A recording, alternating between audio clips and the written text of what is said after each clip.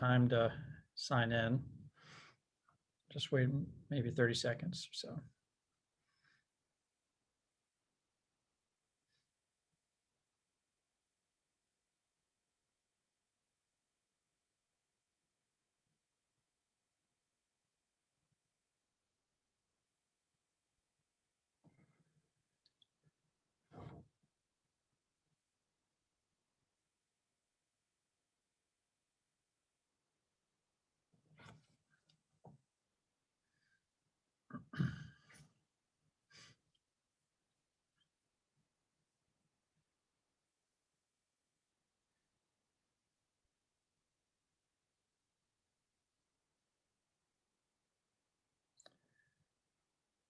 Okay, let's get started. Good morning. Welcome everyone to our presentation on the construction materials cost crisis, how to protect your company against market volatility. Some brief logistics before we begin. I will note that everyone is muted, even though this is through Zoom. You can submit questions using the chat function on the Zoom menu, and we will try to address those at the end as we can take them. If we don't get to them, please feel free to email us. And also just to note that this presentation, I believe, will be recorded. My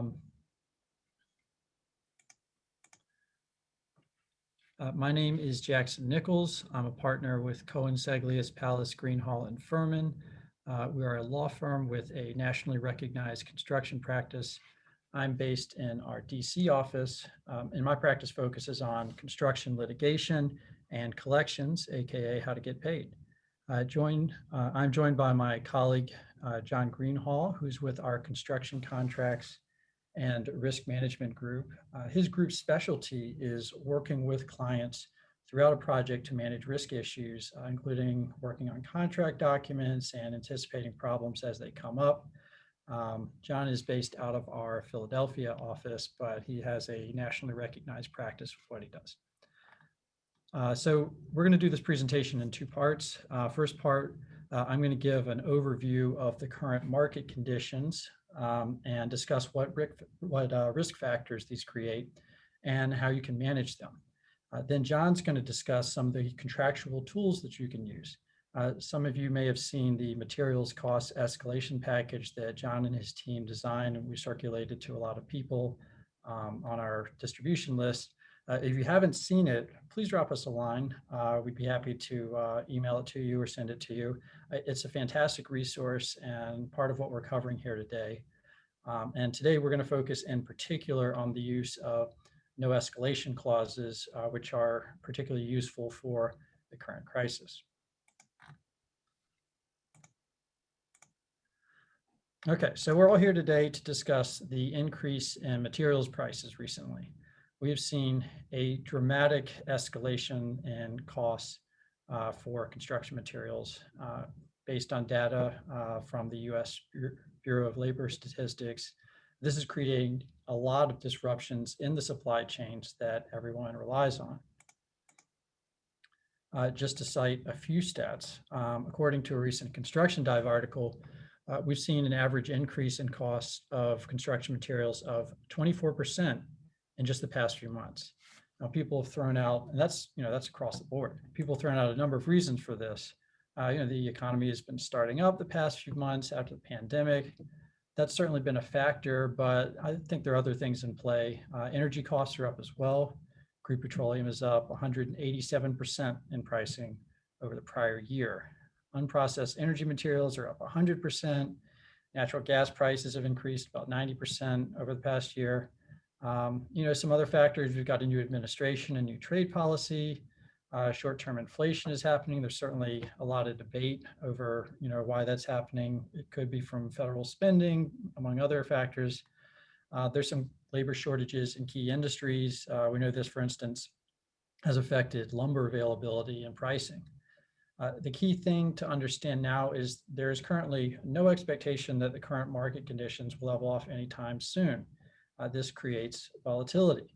Construction as an industry has tight margins and usually long lead times. And this gives contractors a high level of exposure to this pricing volatility.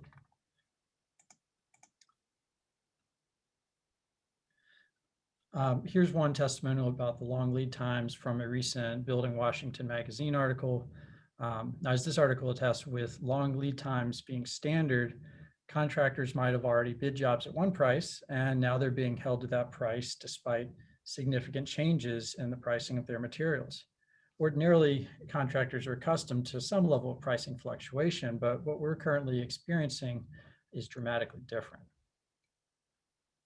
We were bidding jobs, but they do not get awarded right away. Prices may be good for 30 days from my supplier, but we get awarded in 90 to 120 days if we were lucky. That kind of illustrates the situation. So here's a table showing some of the 12-month pricing changes of some key construction materials. This is also from the same US Bureau of Labor Statistics. Fabricated structural metal products are up 18.3%. Steel mill products are up 75.6%. Softwood lumber is up 154.3. Now, we pulled this data from a month ago, and some of you probably are aware that much of this is outdated even since we pulled this due to the market volatility. So let's take a closer look at what factors are driving this volatility. First, we've got unprecedented demand for a number of materials. A lot of production of these materials was reduced last year in anticipation of the effects of the pandemic, and everybody thought that the economy would be shrinking. For instance, lumber and steel production were slowed for a bit. Some of you may know Neil Agrawal. He's an executive with DC-based lumber supplier GE Frisco. He explains fairly early into the pandemic, in the April-May 2020 timeframe, everyone was sitting at home, so some of the mills shut down, assuming that there would be a decrease in the demand. But what actually happened was that demand far exceeded any expectations.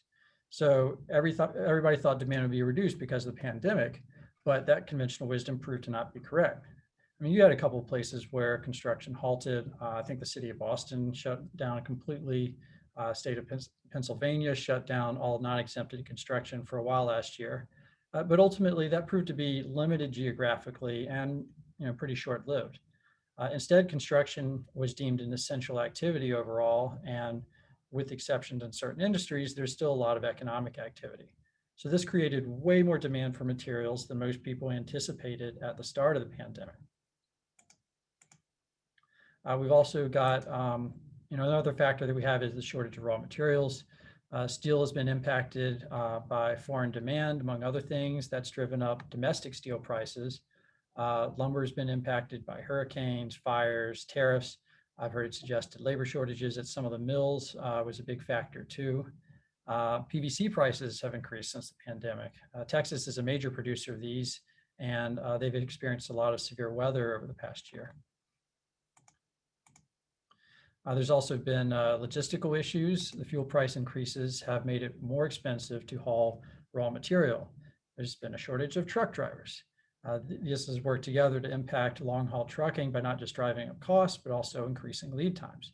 So the materials crisis is not just driving up costs, but it can also contribute to project delays because of the unanticipated availability of materials. Delayed material deliveries can have a number of ripple effects throughout any project because it creates a logjam that affects other trades. So between unprecedented demand, raw material shortages, and logistical issues, among many other factors, there's a lot that's driving the current market conditions. So where is all this going? Well, we don't really know. It could still go up or down. I think there's limited relief for a lot of the, for instance, hot topics, multifamily and residential construction on the horizon, which are affected by a lot of these factors. When we first started preparing this presentation, lumber prices appeared to be in an upward trend. Now they've actually since fallen. Who knows, maybe they went back up this morning after I turned my slide deck in. It's just a very volatile market. Here's a graph that illustrates what the prices have done over the past few years, which illustrates the current cycle of volatility that we're in. So you can see back at the beginning of the graph where the prices were relatively stable around 2017. And then there was some fluctuation, and then you get to 2020, and they're just going haywire. They're way up and then shot way back down again more recently. So these price fluctuations are not just driving construction costs. The lumber shortages permeated over to the consumer sector as well, so leading to breathless reporting by more mainstream news sources. So everybody's aware of what's going on with this now. It's not just the construction industry. All this goes to show that we cannot expect there to be a smooth path out of the recent increases that we've seen. Price volatility is here, and it could be with us for a while. I saw there's a recent interview of a Gilbane executive where he predicted these price fluctuations and higher material costs could continue into 2023. So that means we can't just, in the construction industry, ride this out. We're going to have to plan for this to be the new normal for a while. So to plan for this new normal, you have to assess your risk. And generally, the risk of such price increases will fall on the contractor in this industry, but it's important to break down exactly how exactly it will affect your company or your ongoing projects. So what are some of our increased risks? You have to make this assessment for your scope of work or your trade. You got to look at higher and escalating costs, reduced profitability, potential delays, interference with your ability to perform, and the risk of contractual disputes. You also want to assess how this affects individual projects that you are working on. A project-by-project analysis is necessary because every project is different. You will not likely have the same issues on every single one. You've got different schedules, different trades involved, different sequences of work. No two projects are alike. So you want to ask a number of questions in order to make this risk assessment. So think about that in terms of what stage of the project are you at. Different stages can have a different risk calculus for things like cost increases. First, are you still in contract negotiations? If so, you might be able to cite current market conditions and get agreement to some different contractual language than is typical in the industry. Or are you under contract, but you haven't yet performed? Well, this might be a good time to discuss renegotiating pricing and request a special change order for it. Or you may have to scrutinize your contract to see if you have some wiggle room on material pricing. Maybe you're under contract, but have started work already. This might make it more difficult to get a price renegotiation, particularly for work that has already been performed. Depending on your contract, you may already be stuck with your pricing. Then last, have you completed performance but are seeking extra compensation? This is, of course, the most difficult situation, but it's not impossible. It helps if you provided notice of the price issues earlier on as soon as they occurred. Providing notice in writing is key. It shows that you raised the issue when it came up, and it's also, of course, required by most construction contracts. So in situations where you are under contract, you should assess what clauses are available to you. Do you have an escalation clause? An escalation clause might address who bears the risk of material price increases. Is there a force majeure clause? This could possibly reduce contractor risk if it applies, which is not necessarily given, and John will get into that in a bit. For general contractors, are you under a GMP? This could increase your risk since any changes to the price are frowned upon in the middle of the project, even if they're reasonably warranted. On the other end of the spectrum, are you under a T&M arrangement? This, of course, helps reduce contractor risk. And then escalation clauses, which we're going to get into today, are particularly important. They could be good or bad for you if you're impacted by material cost increases. A no escalation clause increases your risk. An escalation clause decreases it. A savings clause could help you, but it also could help the owner or upstream contractor if prices decrease. And then depending on your role on the project delivery method also could impact your risk assessment. We could do another webinar on this, but we're not going to get into that as in depth today, but it is something you should be thinking about. So once you know your risk, what materials costs have been impacted? How has your schedule been impacted? You have to determine how to mitigate those risks. If you're under contract, the first thing you have to do is know which of your contract provisions helps you. If the answer is few or none, then you might need to get more creative. Remember that you want to get to a good and reasonable business outcome. Everybody wants that on the project. Your owner or upstream contract partners, upstream contractor partners want to get the project done on time. If there truly is an unforeseen dramatic cost increase due to the current market conditions, they may be persuaded to share the risk or cost with you. They don't want you walking off the job or going out of business because that impacts them too, that impacts their project. Maybe you also have an ongoing working relationship with whoever holds your contract. You need to use that to your advantage. So let's say if you're under contract and your contract includes an escalation clause. This is probably the best position you could be in out of these scenarios that we're looking at, depending on the language of your clause. You'll want to provide written notice of the materials escalation to the owner or the upstream contractor pursuant to that escalation clause. And you're going to want to provide an analysis of the cost escalation, not just tell them, show them. And then you're going to want to meet with them to discuss the materials cost impacts. And of course, documentation is key. You always want to document all this.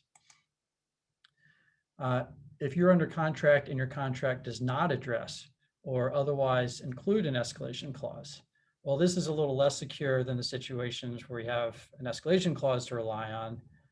It allows the parties to come to kind of a reasonable, mutually acceptable business proposition. Again, you want to make sure you provide the written notice. You want to share the estimated costs and the backup for that. And you should be meeting on a regular basis with the owner or the general contractor to talk about it. Offer to share the risk of cost increases on future change orders. Turn it into, more of a partnership that it should be, because they want to make sure that you're not completely getting killed. If you're under contract and your contract includes a no escalation clause, well, this is, a more difficult position because it's been spelled out by the contract language. But, contracts can always be amended. That's what change orders are for. You want to provide written notice of everything. You want to build your case factually.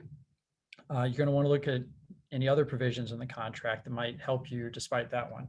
Maybe there's a relevant force majeure provision that could apply. Again, try to turn it into a mutually acceptable business relationship and business outcome thing. Work with the owner or the GC. Meet with them on a regular basis to discuss the issue that's come up with your price increases.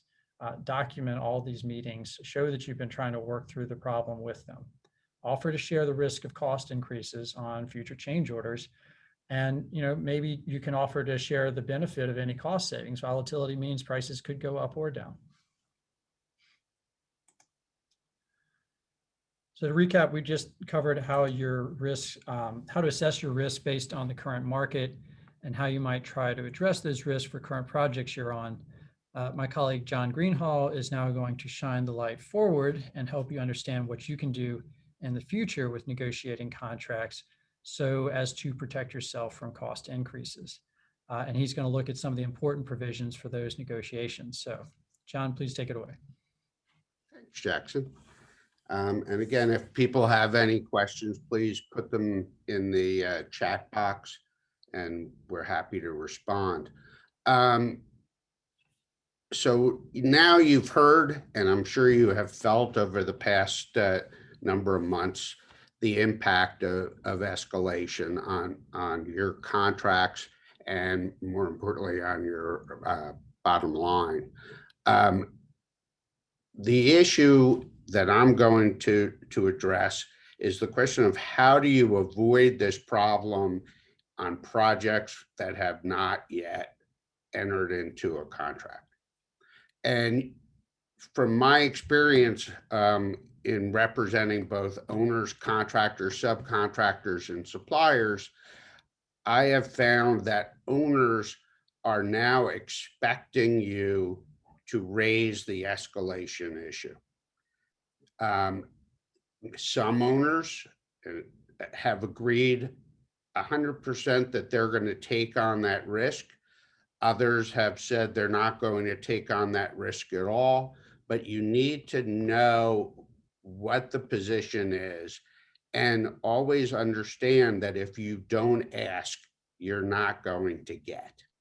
So if you enter into a contract, and I'll go through all the various iterations of escalation clauses. If you enter into a contract that is completely silent on the issue of escalation, under the law, you have bought that escalation. So if you enter into a contract, it's silent and it's a lump sum contract, and prices go up, you've agreed already to perform that work for that lump sum price. And the owner is under no obligation to give you additional money in a contract without an escalation clause and without a force majeure clause that we'll discuss later on. So it's important that in the negotiation, you include some type of material price escalation clause, whether you're going to share or not share in that liability. Jackson, can you go to the next slide?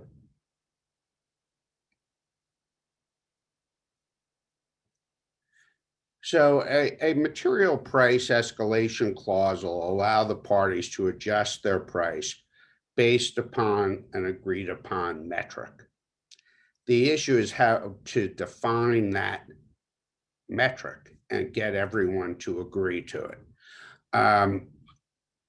The example that we give on this slide is that it's the difference between the price quoted at bid time and the price of material when delivered, versus some agreed to threshold or price index. The problems with that are obvious. One, you have to give your quoted price to the owner or contractor. Two, you have to show that you ordered the material in a timely manner so that the price of the material hasn't escalated during the time when you should have already ordered it versus the time when it is later delivered. Also, the parties have to agree on what price index is going to be followed. Is it going to be an industry-wide index? Is it going to be something that is more general? Are you going to be looking at a news report, etc.? All of those things need to be discussed. The other part of it is what happens if the prices go down. As Jackson pointed out, the price of lumber has gone down from its high. It may go up, it may go down. No one really knows for sure. But if it goes down, what happens? Does the owner get savings associated with that? Is there a limit as to how much savings? What is the threshold that the parties are going to agree to cover that potential for savings, where the owner is going to get a deduct change order as opposed to giving you a positive change order? Next, Jackson.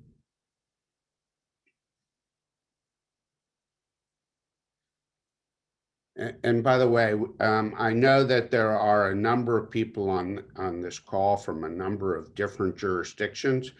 I am talking about the law in general as to basic contract law that Jackson and I learned in law school.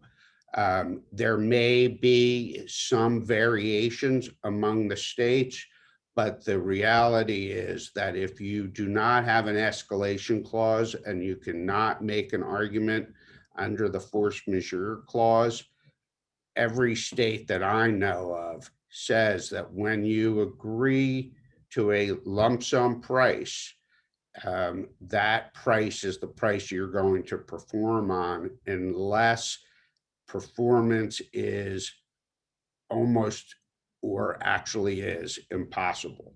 So if the materials are not available whatsoever, you can get out based on an argument of impracticality or impossibility.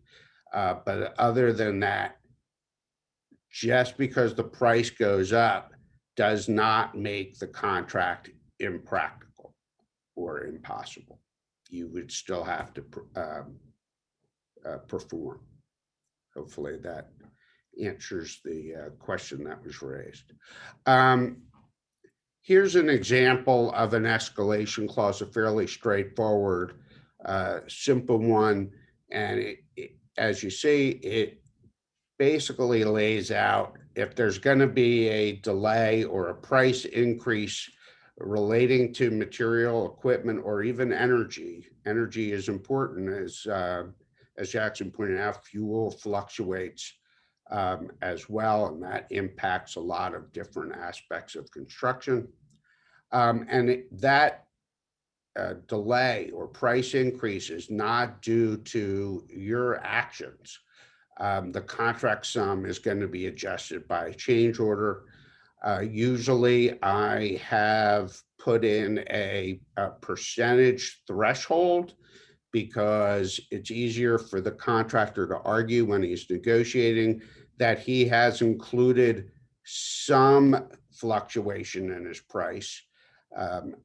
And that percentage I have seen everywhere from 5% to 20%. Obviously, the 5% benefits the contractor, and the 20% benefits the owner. But it's important that you discuss, even when you leave such a simple clause, how you're going to determine that percentage. Usually I create an exhibit that lays out the prices that are going to be watched. And we'll discuss that in the more detailed clauses. Jackson. So here's an example of a very complicated version. This is one actually used by the Department of General Services and the Pennsylvania Department of Transportation in Pennsylvania, but I have seen this modified to work on private projects as well as projects in other jurisdictions. Basically what they follow is an index called the Asphalt Index for any type of road paving, and they set out exactly what the price is at the time of contract under the Asphalt Index, and then they measure that as it goes forward. And if you can go to the next slide, Jackson. There's no price adjustment under a certain threshold. In this case, it's $1,000. Next. And then there's a very complicated calculation on not only the savings if the price goes down, but also if the price goes up. And the calculation is made using both the Asphalt Index and tracking that index and that index alone, so that you don't have to give your estimate. It's just where it is at the start of the project at the time of contract versus where it is at the time the work is actually performed. Next. And as I said, there's a similar formula for the price going up. Obviously, the owner wants the price to go down, so they put that first in the statute. No surprise.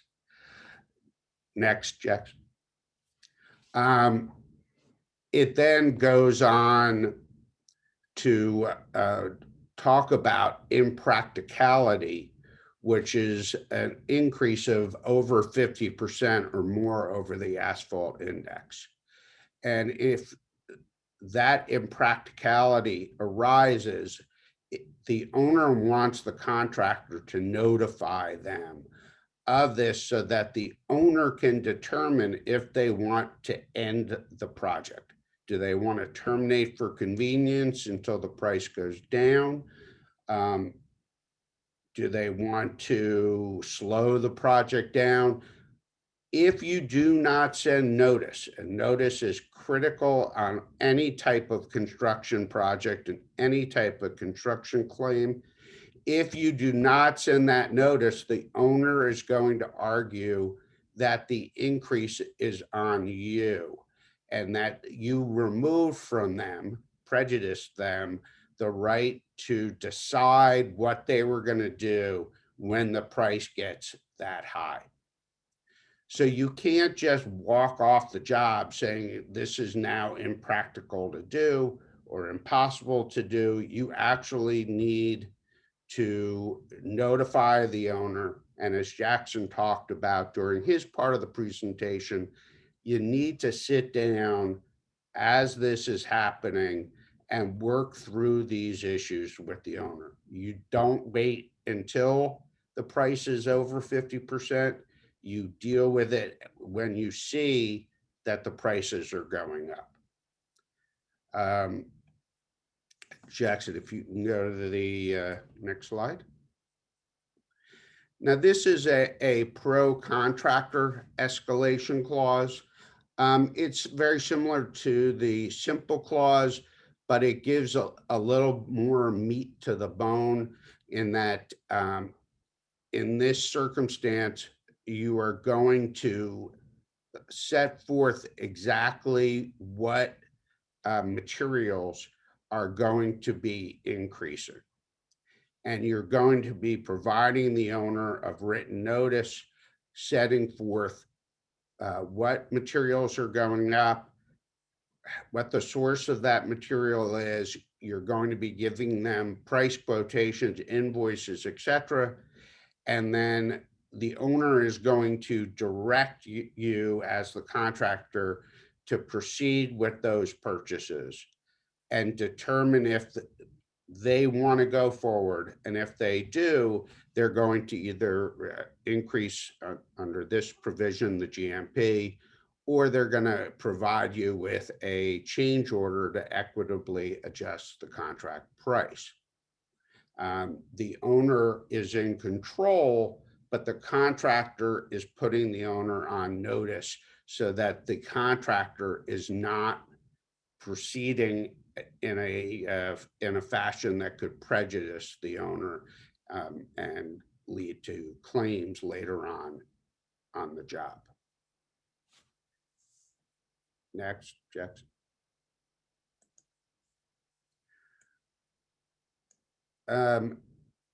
Here is a pro-owner clause, but as we talked about, even a pro-owner clause is beneficial because it sets forth some form of a threshold. So this is really just the simple clause that we talked about earlier, but it has a 20% threshold, which is high. And then if you go to the next slide, it details exactly in these further paragraphs how you go about getting that escalation price. So you're going to have an escalation list, and you're going to need to get proposals from your suppliers. And under this provision, which I have seen in contracts, all of these provisions are actual provisions from contracts that I've seen. You need to get 3 proposals from different suppliers and a third-party price index, such as RS means or the steel market update, etc., to confirm the credibility of the 3 proposals you got. So there's a lot of give and take. In this situation, it's mostly you giving and the owner taking, but you need to really back up any type of escalation cost. And if you fail to do that, or you fail to include that particular item in the initial escalation list, you're going to be waiving your right to demand escalation. At the heart of this, though, ignoring the need to get three supply proposals, there is the basis here for communication. Everyone is saying, we understand that there's escalation in the marketplace. We're willing to take our portion of it, but you need to supply proof. So you'll see that in all of these proposals, and as Jackson said, communication is being key. The last bit here on this version 4 is the price decrease from what was in the original estimate. Here you'll see that the owner is taking it from $1.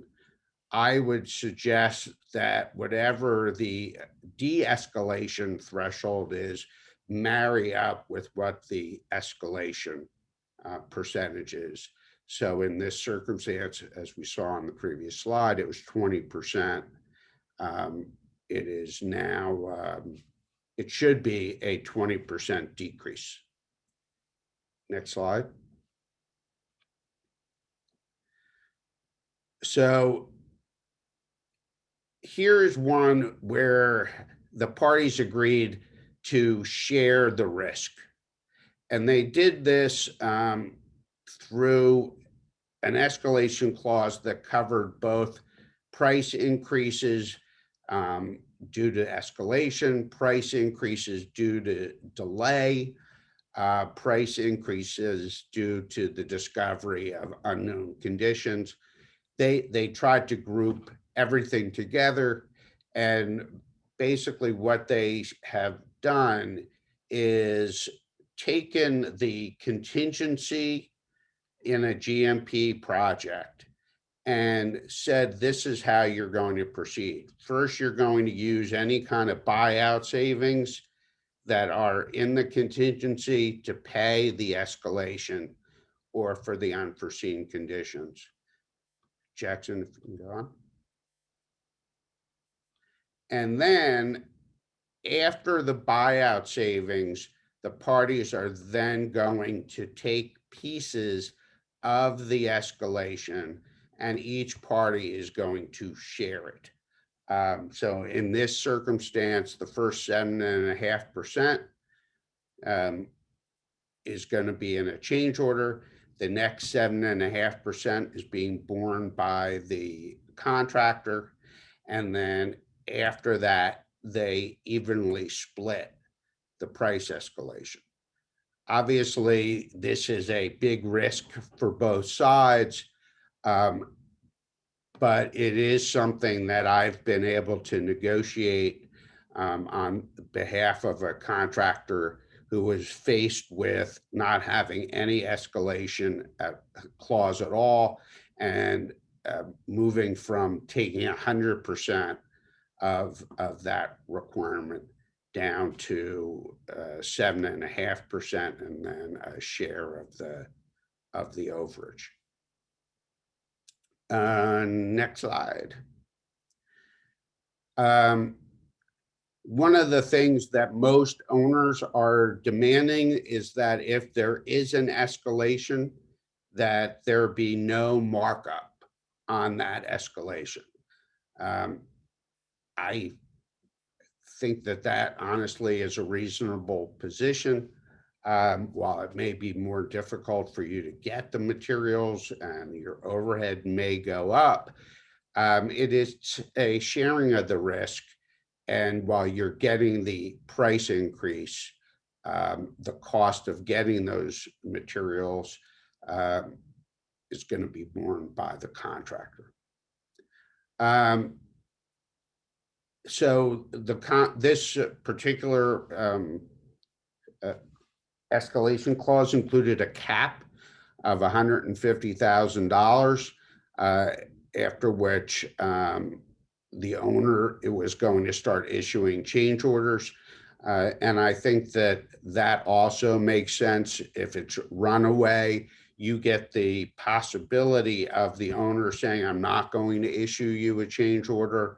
And the parties then agree to either a termination for convenience or some other suspension to allow the price to go down. And that is built in through the various other provisions of the contract document. Also, we've gotten a couple of questions. Yes, all of this slide deck is going to be sent out to everyone. Also, if you did not receive the escalation package that our firm sent out through our construction contract and risk management group, please send an email to Jackson or myself, and we'll make sure that you get a copy of that package. Sorry. All right. So, how do you ensure that you get paid? It really is an art of making sure that your accounting department, your purchasing department, and your project manager are all working together to see what is happening on not only the project front, but on the commodities front.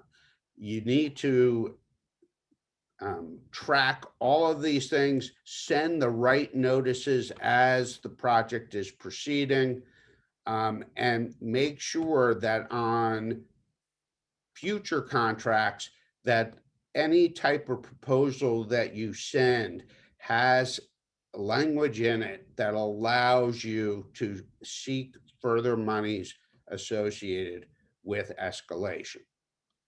If you can go on, Jackson.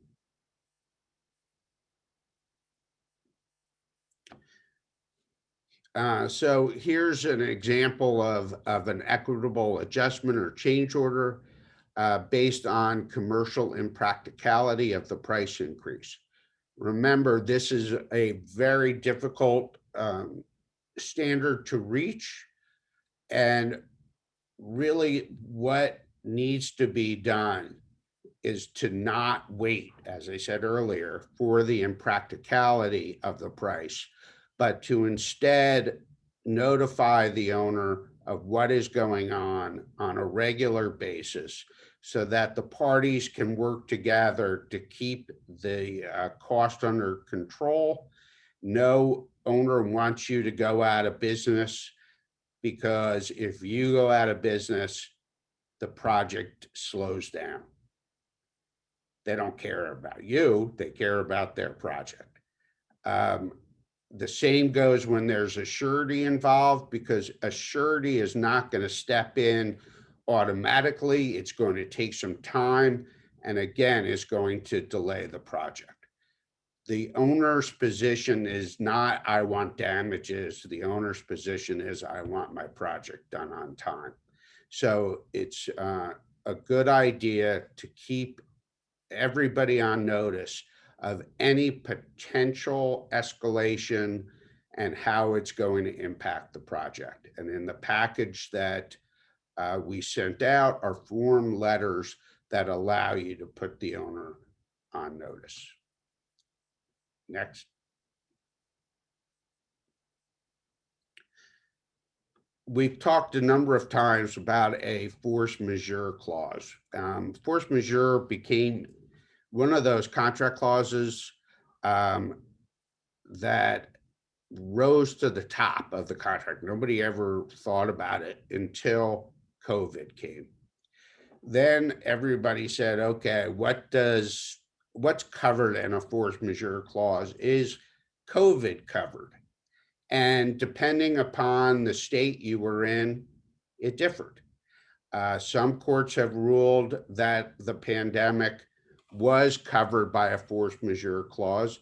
but other states, such as New York, read the force majeure clause very matter of factly, and if pandemic was not listed, a pandemic was not a force majeure, and the contractor needed to perform through it.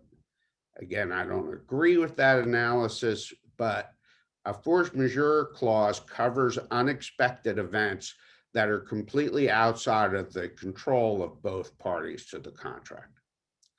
So if you do not have an escalation clause in your contract and you're already under contract at the time the major escalation is taking place, you have the ability to argue that this escalation was completely out of my control, and therefore I'm either entitled to an extension of time to allow the prices to go down, or possibly, depending on the language of the contract, entitled to some price adjustment.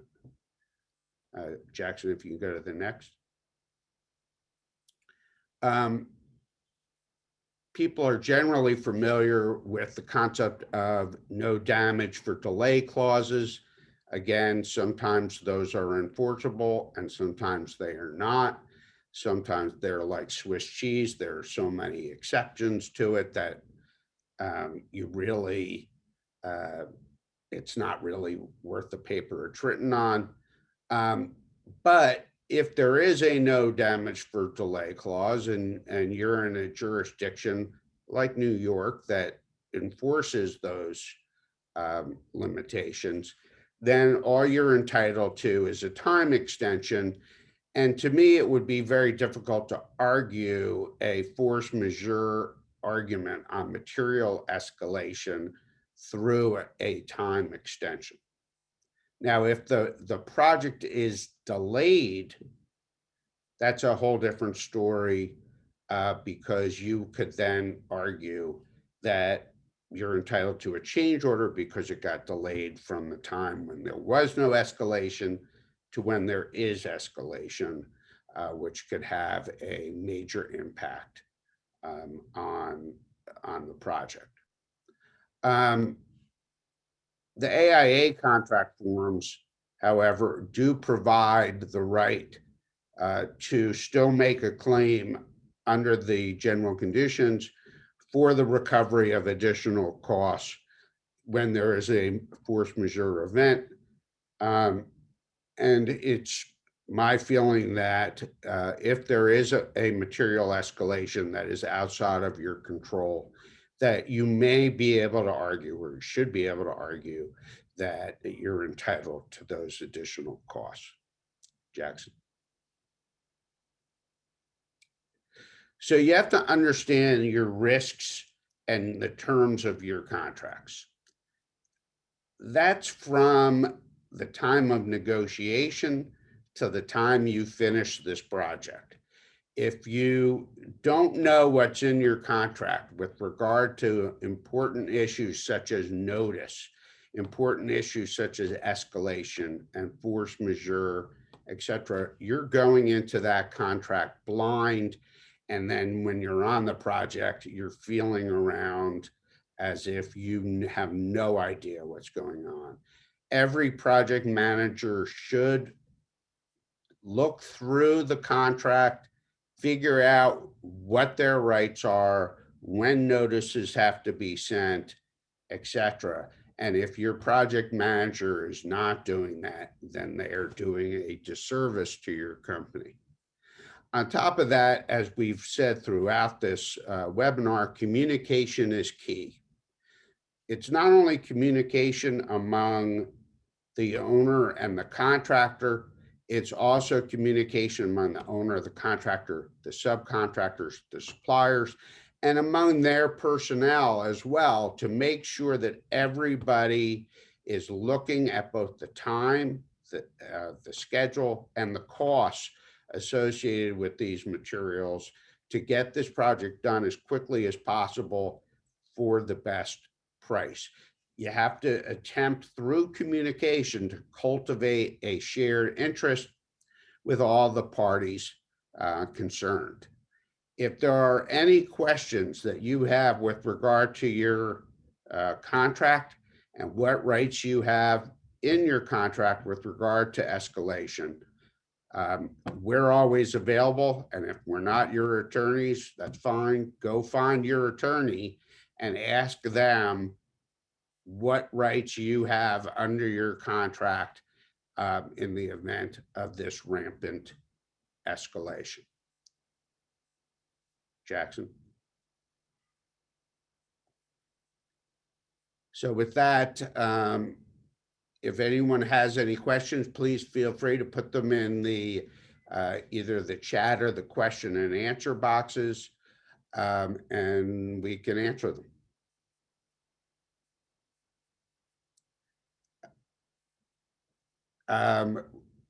I have one question about, have I seen any federal agencies allowing contractor relief for escalation? I am not a part of the federal contracting group at the firm. So I don't really deal with the FAR, but we do have people that we ask those questions of. But I have not personally had any type of issues with that as of yet. So not a great answer, David. But if you do want an answer for that, I can ask somebody in our federal government contracting group and see if I can get a response on that. On a state level, again, you need to check with each state agency because all of them treat things differently and see what rights you have. In Pennsylvania, for example, I showed you the Asphalt Index. There also are fuel indexes, et cetera, depending on what agency you're talking about. Any other questions?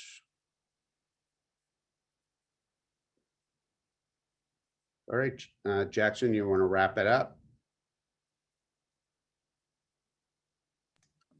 Yeah, just wanted to thank Washington Building Congress and everybody there for having us here today. We appreciate you guys allowing us to provide this webinar, and thank you everyone for attending. We really appreciate it. If you guys have any additional questions, feel free to drop us a line. We're happy to take a look at any issues or discuss any issues you're having. We know this is a really tough time for everybody, and there's a lot of uncertainty, and we're here to help you guys out, counsel you through how to get through these current challenges that we're all facing. And again, if you need a copy of the packet that was sent out earlier in the year, just drop us a line and we'll make sure that you get one. All right, well, thank you, everyone. I hope you enjoyed it.